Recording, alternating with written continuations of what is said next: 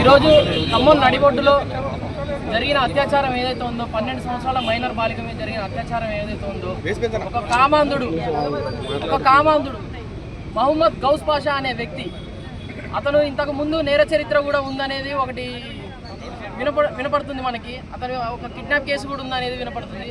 అసలు అతను అలా అత్యాచారం చేయడానికి ఆయనని ప్రేరేపించింది ఏ ఆలోచన?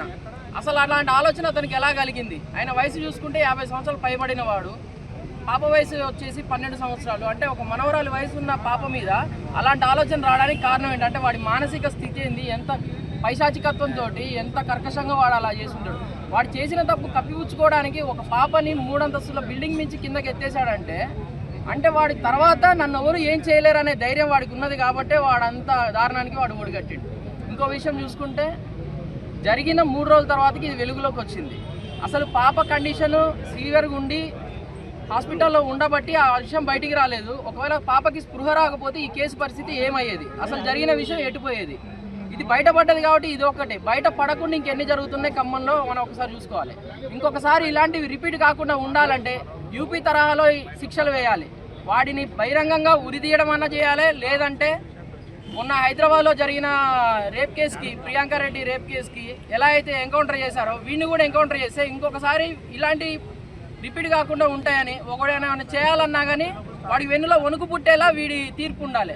వాడు 50 సంవత్సరాలు దాటినోని తీసుకుపోయి జైలు పెడితే 3 పూటలు తిని పందికొక్కులా బలుస్తున్నాడు. వాడు జీవితం మొత్తం చూసిండు. ఈ పాప పరిస్థితి ఏంటి? 12 సంవత్సరాల పాప అంటే మంచి చెడు తెలియని పాప. ఆ పాపకి అసలు ఏం తెలియదు. తెలియని పాపను అలా చేసిన అంటే ఎంత జీవితం చూడాల్సిన పాప, స్కూల్కి వెళ్ళాల్సిన పాప మళ్ళీ బ్యాగ్ వేసుకొని స్కూల్కి వెళ్ళగలుగుతా? వెన్నుముక్క డ్యామేజ్ అయింది అమ్మాయిది, కాలు చేతులు ఇరిగినాయి, పక్కటెముకలు ఇరిగినాయి. అమ్మాయి ఆరోగ్య పరిస్థితి ఏంటిది? చిన్నప్పుడే ఇలాంటి ట్రామాకి గురైనప్పుడు లైఫ్ లాంగ్ అమ్మాయిని అది వెంటాడుతుంది. అది పక్కన పెట్టేస్తే అమ్మాయికి ఎక్స్గ్రేషియా ఇప్పించాలనేది మన డిమాండ్. బట్ నేను అనేది ఏంటంటే, మనం అందరం కలిసి డిమాండ్ చేయాల్సింది ఏంటంటే, దారుణానికి ఒడిగట్టింది వాడు కాబట్టి వాడి ఆస్తులు జప్తు చేయాలి. వాడి ఆస్తులు జప్తు చేసి వాడి ఆస్తులు ఏవైతే ఉన్నాయో, వాడి పేరు మీద ఎంత ఆస్తి ఉందో అది మొత్తం అమ్మాయి పేరు మీదకి వచ్చేలాగా చూడాలి. ఎందుకంటే దారుణం చేసింది వాడు. సరే, గవర్నమెంట్ దీనికి బాధ్యత వహించాలి. కానీ వాడి ఆస్తులు ఎప్పుడైతే జప్తు చేసి అమ్మాయికి ఇస్తావో ఇంకొకడు ఆ దారుణానికి ఒడిగట్టకుండా చూస్తాడు. అదేవిధంగా ఖచ్చితంగా ఇలాంటి వాడిని ఎన్కౌంటర్ చేస్తేనే అవి రిపీట్ కాకుండా చూసుకుంటాయని చెప్పేసి నా ఆలోచన.